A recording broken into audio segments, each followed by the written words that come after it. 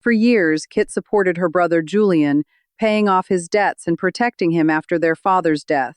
But the same brother tried to declare her mentally unfit and seize control of her company. What Julian didn't realize was that Kit knew every detail of his plan. He believed he was signing papers to become CEO, but in reality, he was signing his own arrest warrant. Now, let's turn the spotlight over to Kit and hear this story from her perspective. My name is Kit Sterling, and for 3 decades I operated under the delusion that blood was thicker than the ink on a corporate contract. I spent 30 years of my life building Sterling Logistics from a single, rusted-out delivery van into a $450 million global enterprise. Every milestone, every grueling expansion into the tri-state area, and every sleepless night spent over balance sheets was done with one goal in mind: providing a legacy for my family. I brought my younger brother Julian along for every single step of that climb. I didn't do it because he was talented. I did it because he was my brother. I handed him a VP title on a silver platter, a $350,000 base salary, and a seat at the executive table that he hadn't spent a single day earning. While I was in the trenches, Julian was the face of the Sterling lifestyle, a man who treated our company's success like his personal playground. When our parents passed away in that horrific car accident 10 years ago, my protective instincts went into overdrive. I became more than just a sister. I became Julian's safety net, his shield, and his ATM. I remember the frantic phone call from a casino host in Las Vegas 3 years ago. Julian had managed to blow $120,000 in a single weekend on a credit line he didn't have the liquid cash to cover. Instead of letting him face the consequences, I wired the money from my personal account, keeping the scandal away from our board of directors. I covered for his extended vacations by absorbing his workload, often staying in my office until 3 a.m., surviving on lukewarm coffee and the drive to keep our father's name respected. I even established ironclad trust funds for Julian's 2 daughters, ensuring they would never have to worry about the chaos their father created. I thought my generosity was building a bond of eternal gratitude. I thought by giving him everything, he would never have a reason to take. But I was wrong. I wasn't building loyalty. I was just fueling his resentment and whetting his appetite for a crown he wasn't fit to wear.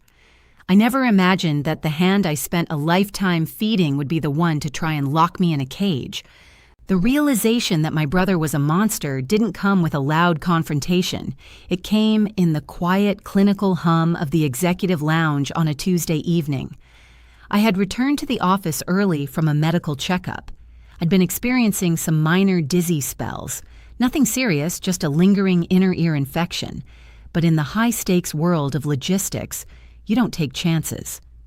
As I walked toward my private office, I heard Julian's voice drifting through the cracked door of the lounge.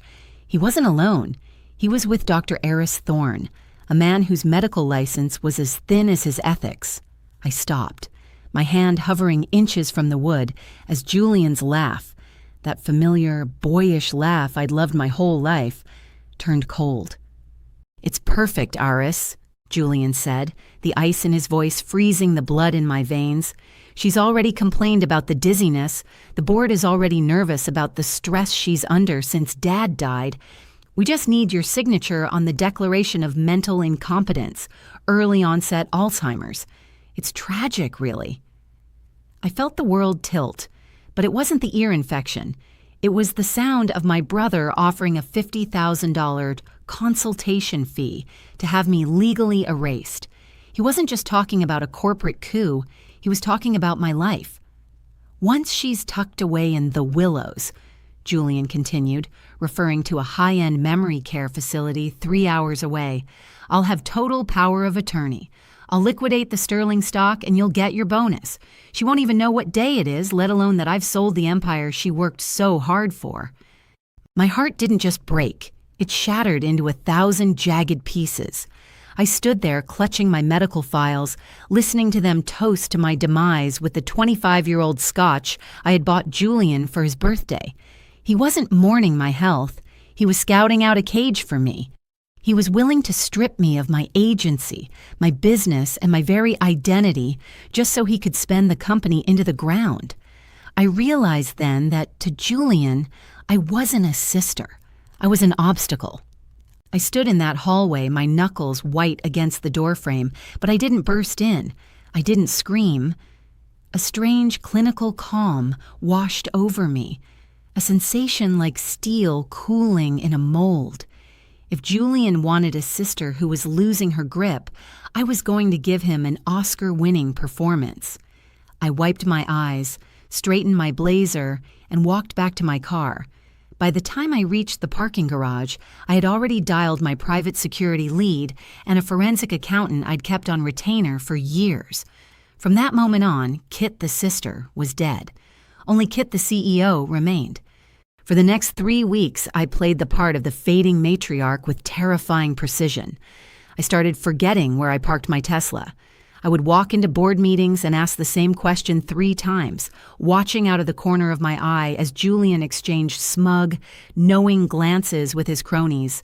I even let him help me sign mundane internal memos, acting confused by the legal jargon I had literally helped write. While Julian gloated, my forensic team was digging through the digital dirt. They found exactly what I suspected. Julian had already embezzled $2.4 million through a shell company called Apex Logistics Partners, bleeding the company dry to fund his lifestyle. Behind the scenes, I was moving like a ghost. I secretly transferred every piece of proprietary software and every international shipping contract into a new entity, Phoenix Rise Holding. It was a mirror image of Sterling Logistics, but owned 100% by me, untouchable by the Sterling board or Julian's power of attorney. I then scheduled a succession gala at my estate, telling Julian I was finally ready to step down and hand him the keys to the kingdom. The night of the gala was a sea of black ties and expensive champagne. Julian arrived wearing a $12,000 tuxedo, bought on the company card, of course, and a smile that was far too wide. He strutted through the ballroom of my estate like he already owned the air we were breathing. In front of our top shareholders, the local press, and the very board members he'd been whispering to, I took the stage. My voice trembled slightly, just enough to keep the performance alive, as I called him up to join me. Julian has always been my right hand, I told the crowd, feeling the weight of the leather-bound folder in my grip. And tonight, I'm giving him exactly what he deserves. He practically snatched the folder from me. He didn't even read the pages. He just flipped to the back and signed his name with a flourish, the ink barely dry before he turned to the cameras to pose. He thought he was signing the transfer of power. He didn't realize that the documents he just signed were a voluntary confession of embezzlement and a legal resignation that waived every cent of his severance, his stock options, and his medical benefits. As the flashbulbs went off, I leaned in and whispered, "The Willows sends their regards, Julian." The color drained from his face as 2 plainclothes officers stepped out from the wings.